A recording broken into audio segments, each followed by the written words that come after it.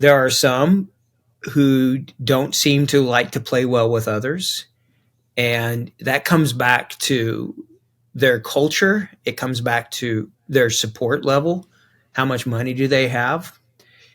What's interesting is that there are some that are out there that have tremendous funding, but work and give everything away and do so much. And then you have some groups who are really struggling on their finances and yet still hold tight. And I think that's a mistake on their part.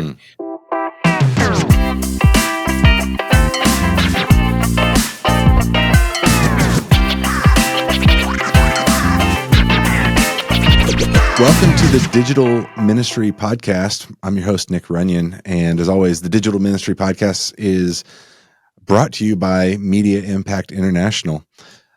I am joined today by Jon Ralls of Kavanah Media. Jon is the CEO at Kavanah Media. And Kavanah, if you don't know, is a marketing agency for missions, orgs, and teams. And the reason why I'm excited to have Jon on the podcast today is that I think, Jon, you and your team are one of the best in the world at this issue of security when it comes to digital ministry. Thank you. And so I'm excited to get into that conversation. But welcome to the show. Well, thanks so much. Glad to be on it. Good to be and see you. I've heard your name, and we've been in some of the same places and stuff. So yeah, it's just good to hang out with you a little bit, Nick. This will probably be our longest conversation, which is another thing I'm excited about, just to get some face time. So I gave a little intro about Kavanah, but feel free to expand on that a little bit and just set the context for us. All right. So yeah, there are two major emphases we try to lean into, which is the building of strategic partnerships. So our biggest desire is to unite organizations and denominations to work together. So we believe that there is a force multiplier to that. We think that there is a John 17 kind of unity that the Lord wants. We think it's just better stewardship. And so we are building these strategic partnerships in multiple countries where you have literally different orgs, maybe one city apart, who are passing off seekers to each other, who are working together, who are investing into it. And that's just been so cool to see. And so that is initially the top 12 largest unreached countries just by population. And then we're actually this year, we'll probably be expanding that out to then the top 50 on that list. And in some of those, because of culture, language, location, multiple things, it's more than one effort that's going on there. Some countries have two different things that are taking place, but there's some where 26 different cities follow up. And so we always start with the field. That for us, that's a key thing with Kavanah is we start with the field and we want to serve them. So we start with the mission teams and build backwards to that. And we don't like running marketing and ads if we don't have somebody to follow up on them. And so to me, that's it's kind of like spiritual abortion. You're just killing the baby after they're born instead of beforehand. And so we want to always start from the field, and which means it's a very important part to us to make sure that it is field, that they have an input and that they're driving it, that they have a seat at the table. So one of our most successful ones, I won't say the country, but one of the most successful ones we have, very, very non-reach country. There's only one other non-local, and by that non-native person of that country that's in this group. Everything else is being not even field driven, but just literally by the local people are driving it. And it's been surprising to see them feel like that they have a voice. And in fact, they have the most important voice. And so we defer to them. If they say, let's try this, great. We'll do that. And so that's one part that we do is these broad coalitions. And then we work with several different mission organizations and denominations even to do their digital marketing, working with their teams or their groups that they have. And so we've been very blessed and honored to serve. We're operating in, I think, a little over 100 and some countries that we're operating in right now. And so it's just a real blessing to be able to be a part of that and to serve them in this kind of way. And Yeah, that's what we do. So we do the digital marketing part of that. So it could be Meta ads or Google ads or YouTube, whatever. But once again, we always do it with the field teams in partnership with them. How often are you finding, you talked about working together, and like one of the things that you focus on is trying to get organizations to work together. So I've got a 2-part question with opposing parts. So it's not, I don't want to do a bait and switch here. So I'll like try to set it up.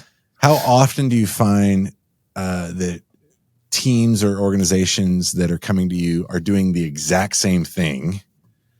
And then when is that okay? Because partnership is hard, and usually it creates, I don't want to say usually, sometimes it can create more problems trying to work together, slow everything down. It was kind of, your statement was kind of rooted in like a resource allocation or stewardship. Right. So like how often is that happening? And then so give us the landscape. It's varying levels of cooperation. And there are some groups and there are some organizations who do really well working with others. There are some who don't seem to like to play well with others. And that comes back to their culture. It comes back to their support level. How much money do they have? What's interesting is that there are some that are out there that have tremendous funding, but work and give everything away and do so much. And then you have some groups who are really struggling on their finances and yet still hold tight. And I think that's a mistake on their part. And so it really does vary. There's a cultural aspect to this too. So there are some places where some countries that seem to be really hard. And so people don't tend to trust each other because of security, some of that. And then it seems like there are some places, and this is just my opinion on it, but there are some places where you have organizations where it's all expats. And so they don't tend to work well together, but the locals do. And so when we can get it where it is more local people who are invested, this is their country. These are their neighbors, their friends, their family they're trying to reach. They tend to it seems so far that they work better together than sometimes when we have expats and outsiders trying to get them to do that. I think pride is a big reason why we see that resistance to it. And I think fundraising is as well. I think when you say that you are a part of something, but you're not the only reason, then maybe it makes it hard for fundraisers. And yet I would say from talking with some different funding groups that are out there, there's plenty of funds. That's not the challenge. The challenge is being able to cut through all the clutter and the noise, and also even just duplication of numbers to be able to really see where is the Lord at work, and then being strategic about putting resources and equipping people to be able to do that. And so I think with partnership, things like Bible translation is a good example of groups and organizations that have learned that when they work together, funding is not the biggest challenge. It's the spiritual battle of it that takes place. And so, yes, that's there. I think that the reason why there's also the challenges is just duplication of numbers and data, and everybody wants to put their logo on stuff. And so we have to figure out how to get past those kind of things, I think, to finish the job that's left out there. Yeah. It's, I mean, I've gone back and forth on this. You guys build software. I've been in the software space. I was in the MarTech space, and with marketing technology software since, I don't know, 2000, let's just call it 2010. So like the last 13 years. I might've mentioned him on the podcast before. There's a guy named Scott Brinker, Chief MarTech. He puts out this MarTech landscape infographic every year. And that thing has gone from a few hundred to tens of thousands of companies. And a lot of them are doing what a lot of people on the outside might say, oh, that's the same thing. But they've all got their kind of little niche or perspective. Or what are your thoughts on, sometimes that's how innovation happens and occurs, is like you duplicate, or you've got a different kind of take on an MVP. Sure. I mean, is that a good thing, or is too much of it being clamped down by donors that are saying, I don't want to replicate something that already exists? Well, No, I agree with you that there is a need for that, and there's an area for iterations and for refinement and all that. But I also think there's just huge needs of problems where there's no solution. We're not at a point of iteration. There's just no answer yet to some of these things. And so we need to be leaning into those, and we need to be comfortable with failure. And so do the Hmm. funding groups. They need to be able to say, we're going to try something and this may not work. In fact, in some ways, we're pretty sure this isn't going to work, but we have to go through this first step of failure before we can get and figure something out. But when everybody's trying to hang on and survive when it comes to just raising, it could be for profit or nonprofit. When you're just out there, you're just trying to hang Sure. on.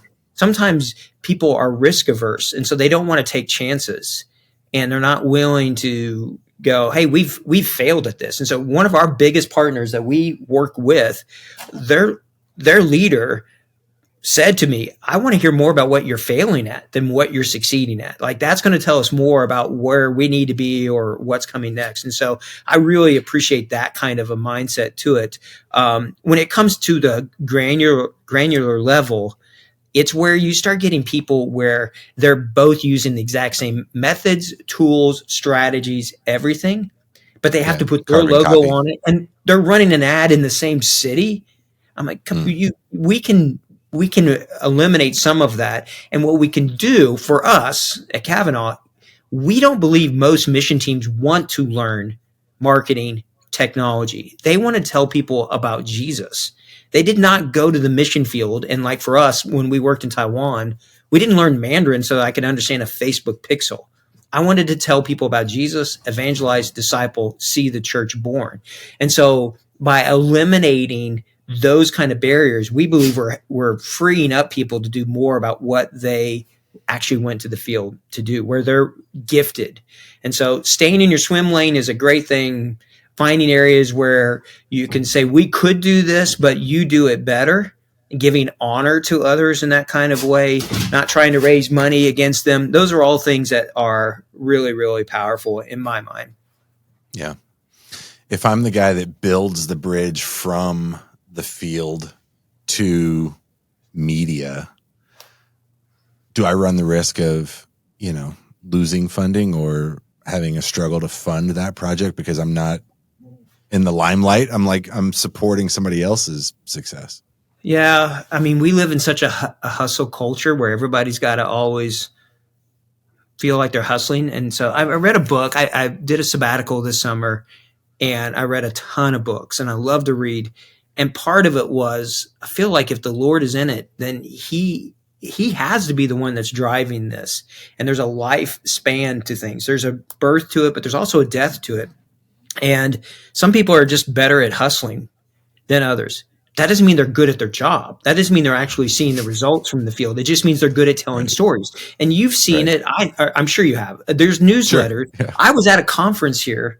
It was a fundraising conference for a group where there was an organization sharing about a few thousand people that were getting baptized on this day in this country. But from the stage, but when I talked to them afterwards, they told me, well, actually, I said, what's your involvement? Well, we're not really much involved with it at all. And I'm thinking, well, then you just gave this impression like you're massively doing something and you're not. And that really, I don't know, it just really bothers me. I mean, we're doing something spiritual. All of us are, whether we're even in a not-profit or a for-profit, if we're working for GoDaddy, I don't care. Everything can be spiritual with what we're doing. And so if we feel like we have to try to hustle to do something that sometimes, instead of just working hard, and that's where I differentiate, like, man, work hard, but trust that the Lord will do what he is going to do. And we don't have to always self-promote.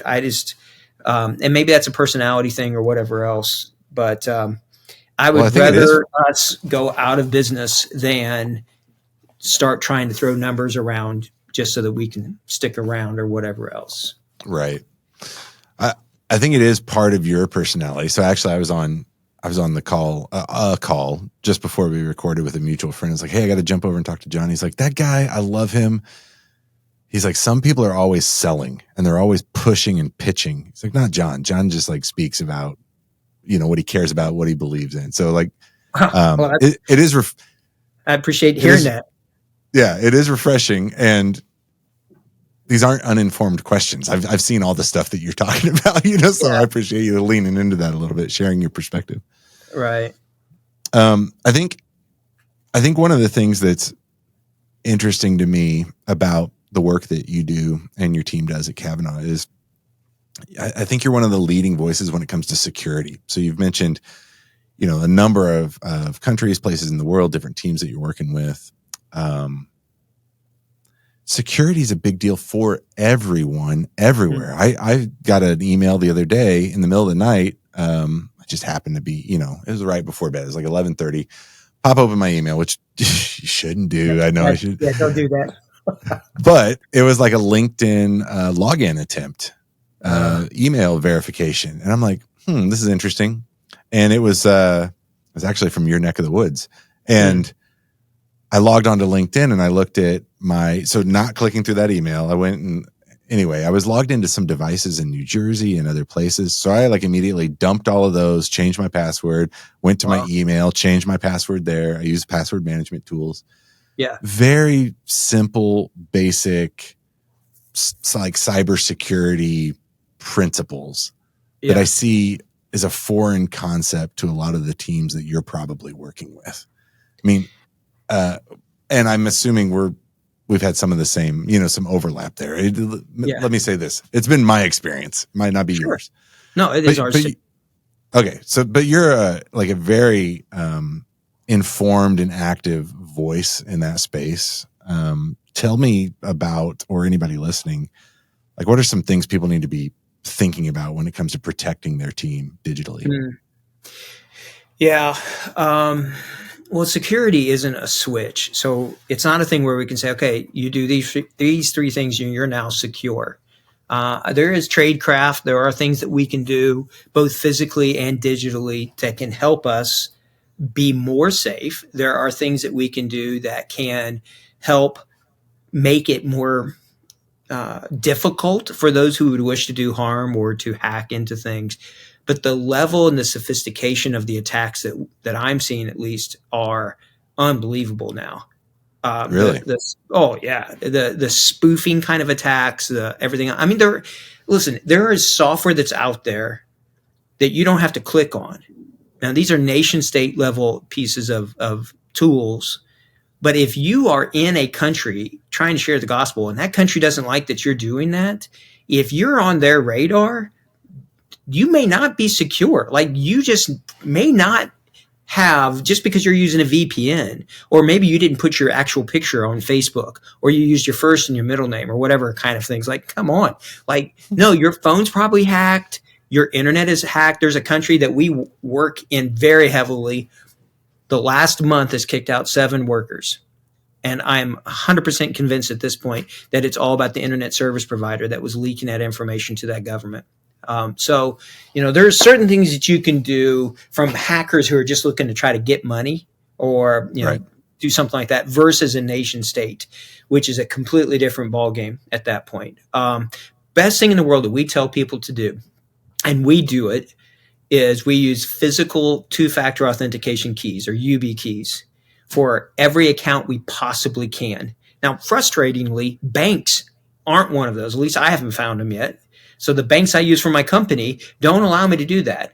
No, instead, now you have to use an SMS code or whatever else when you log into that, which is so bad and not secure of a tool to be able to do that with SIM hacking and other things that take place, which I've had happen. I'd say 5 times a day, I am the beneficiary of an attack, at least 5 times a day, whether that be email, phone, or whatever else. And what do you mean beneficiary? I mean that sarcastically. I am receiving like the target. Yeah, I'm receiving. Yeah. I'm being targeted at least 5 times a day through phishing, whatever else. And so, sure. It's using good tools are great. Limiting your attack surface, what they can attack, is great. I've chosen to be visible to a degree, but actually not being out there, that same thing we were just talking about, where you're hustling and you're talking about things in places, can help. One limiting your social media, being just smart about what you're doing, what you're clicking on. So, for example, with Meta, we're seeing hundreds of these phishing attacks, where it's saying like guest 2345 has said that you're breaking whatever kind of rules, and your page is going to be, put down here real soon, Right. unless you log in and fight against it. Well, and now they're just stealing credentials or whatever. So it's like it never ends. We feel like it's getting harder, but those UB keys are fantastic, because even if you have my username and my password, unless you physically have that key, you're not getting in to these accounts. And so we use those anywhere we possibly can. And then we utilize software that uses some, it's almost like a VPN, but it's more like a tunnel, and then uses blockchain for verification.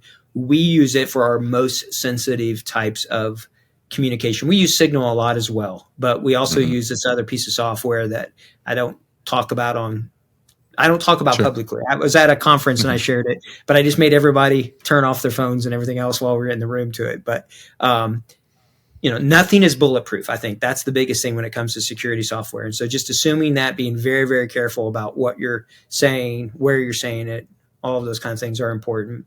And then following the rules, because there's also this mindset that people go, oh, our account got shut down by Meta because they don't like Christians. And I'm like, no, that's not true at all. They'll spend your money just like they would anybody else's. Knowing what the rules are and then actually following the rules are really important. And so we set up very verified businesses. I have a stack of cell phones that we have tied to every account that's only for that one. We have bank accounts set up for everything that, there's no money coming in or out, but it's all part of, everything's legit. So that we can create these air gaps of security for the orgs that we serve and their teams. And we'll take that risk, or we'll take some of those hits or work, in essence, to do that, to provide whatever security we can.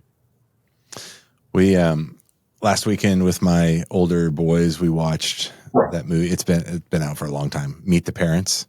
Oh yeah, and Robert De Niro is this girl's father, and he's supposed to be this florist or like a rare floral dealer, but it turns out he's like in the CIA, and so it doesn't trust anybody. So he's like, just interrogating the boyfriend the whole movie. Yep. And my boys looked at me and they're like, Dad, that guy's a lot like you. And they were like, he's been lied to, for his 60 years of his career, and he doesn't trust anybody. And I'm like, you know what? When it comes to like cybersecurity, I think you kind of have to be that Robert De Niro level of, what's the word I'm looking for? Like skepticism, or, just always on your toes. It must be exhausting for you and your team. Well, if you think about it from a spiritual perspective too, like who was more secure? Who had the right posture? Was it Paul or John? Because they both handled situations of persecution, and they handled it differently. And so sometimes we make it a spiritual thing. Like we'll say, oh, well, you really trust the Lord because you're out there doing this, knowing that the government's looking, and versus these people who don't, or whatever. And I don't think there's one size fits all. I think there is a comfort level. There's a location of where you're working. There's all of these things that go into it. There are some things that like I don't trust right now, and there are platforms that we're not using for security reasons, and also because the terms of service are such that it's too hard for these mission teams to actually use them correctly. And so, they'll use them and then they get shut down. And now it gets messy, it gets ugly. And they're like, oh, this social channel doesn't like Christians. Well, no, that's their terms of service. Like you have to be registered in this country in this way. But that same software that I'm thinking of, we're not operating in that space because they are, there's a lot of distrust from the highest levels down to certain pieces of software, social media companies that are out there, some of them. I'm with you. And we all have to click, yes, I've read and I accept these terms of service. Right. Nobody ever reads. You have to read what's in there and you'll make different decisions. The lawyers do. The lawyers for the orgs that we serve do. And then they come back and they'll say, don't use this or whatever. And we're like, yep. Somebody's reading it. But yeah, you're right. I I think click. you're working with bigger teams than I am. So Well, somebody's I got to don't know on read that that, stuff. but yeah, the lawyers that's who it's written for. It's written for the Yeah, lawyers. So yeah. that's good.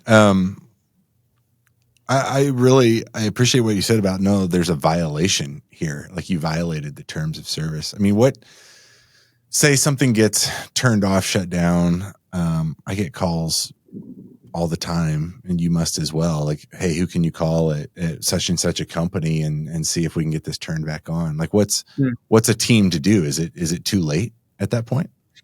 Depends on what platform they're using and what they've done. Sometimes it just needs to be verified. And by verifying, it's like, okay, here's my passport, or here's where we are, and here's why we're doing it. And that still comes back to that team or group, to whether their security posture. We don't tell them what posture to have. So what they have and how comfortable they are. Let's say with Meta coming back in and saying, yeah, I'm in Iraq and we're doing this NGO work here, and this is why, and we're traveling back and forth, and so you'll see us log in here or there. We've had that happen, and it was fine. The accounts got restored, and there was no issue there. Then you have other groups that they have one username and password, and they're using their grandma's Facebook account, and they're running all of their operations through it and sharing the same username and password, and they get shut down. They're like, well, we're not sure why this happened. I'm like, well, I can tell you why it happened. And then your MAC address. I mean, like, your computer's burnt. Like, they know. Oh, but we were using a VPN. And I'm like, well, yeah. I mean, anybody that lives and works overseas that tries to use a VPN to access like Netflix understands why. They can tell when it's VPN traffic. They can see what you're doing here. And so, I mean, there's a team right now that we're serving that's they're basically they're done. So they've burnt all of those things. So that's one of the reasons why we at Kavanah get called in, is that we set up the systems and we'll run the marketing on their behalf. And then we have software that allows them to respond securely back to the seekers without having to log into the social media channels themselves to be able to do, handle those comments and stuff.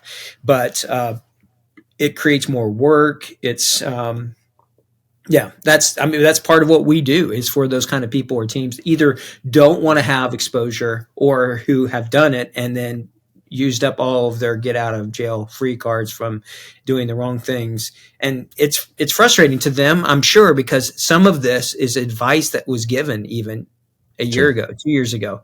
Have a digital champion, just use your grandma's account or whatever. And like, yeah, that in some states that's a felony. In some countries that's totally wrong, and you're breaking the terms of service. Like, we that's where we have to be smart about what it is we're actually doing. You've got a great podcast yourself, and tons of episodes on your website. Do you have episodes that I'm sure you've covered this topic before, right? Some. I mean, it's been more of just a passion project of mine than it is really our whole group and stuff. I mean, I've shared at some conferences and things on it, but we get asked a lot about it. But as a team, we really just are leaning in more to the marketing side of things. It's just unfortunate we're having to have these conversations more and more with org leaders and teams on it. But yeah, I have talked some about it. Well, and the reason I bring that up is because it's clearly a need. I mean, you're getting questions about it, and the landscape changes sometimes day by day, and so just a source of, I think teams are really struggling with where do I go to understand. So if you back that up a little bit, like what are some of the, put you on the spot here, do you have like 3 or 4 principles that you would just encourage people to adhere to or try to understand, like as a starting point for making some of these decisions? Like read the terms and conditions, for example. Yeah, I mean, I think that's part of it. Read. If they say you have to be verified, then you got to do that.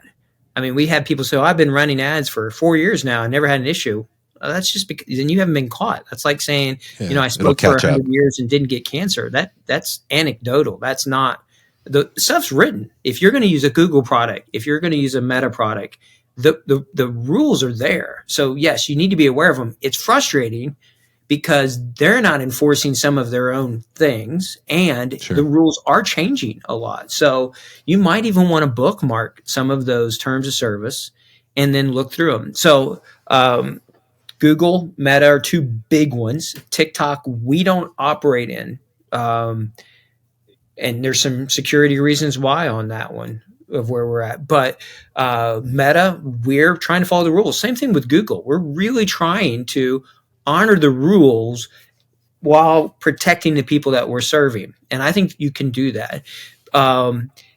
AI is going to be the big one, Nick, where people need to be reading in, because this is where they're uploading tons of information, and they need to be very, very careful about what is being exposed and what is being used and who else can have access to it.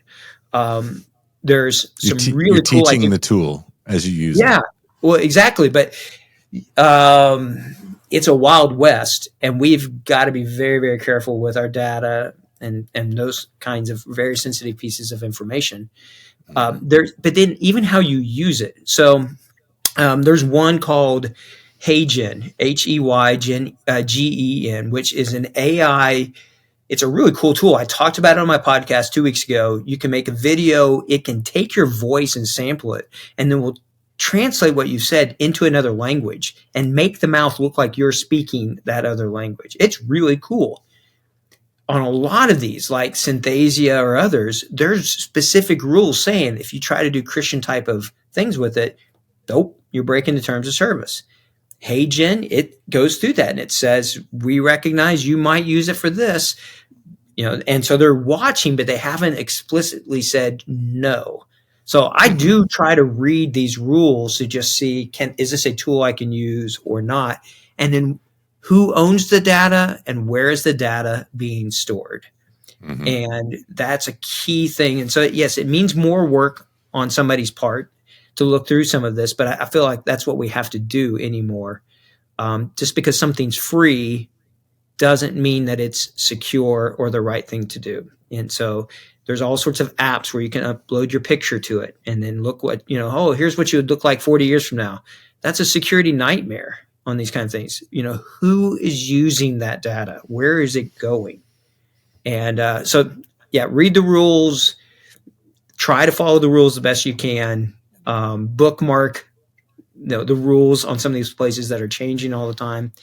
And then, like I said, just using good, just common sense cyber security. Use a password manager. Don't be doing things on your devices that you shouldn't be doing, drawing attention to yourself. Just stay low. I mean, if you really want to be secure, get an iPhone and don't put anything else on it, and don't store it on iCloud. Just use stock apps or whatever. But even then, there's no guarantees that you're not bulletproof when it comes to cybersecurity. It's good tips. I'd encourage people to check out Kavanah Media and the podcast. It's linked to your website. So if you search for that, you'll find it. Tons of great information there. And Jon, it's been good catching up and hearing some of these tips. Really valuable information. So thanks for sharing. It is my pleasure, and I appreciate you, Nick. I appreciate MII, all the stuff that they're doing, from webinars to the podcast here now and all that. It's just David and all of them are great people. Yeah, absolutely. Let's do it again sometime. Sounds great. Love to. Thanks.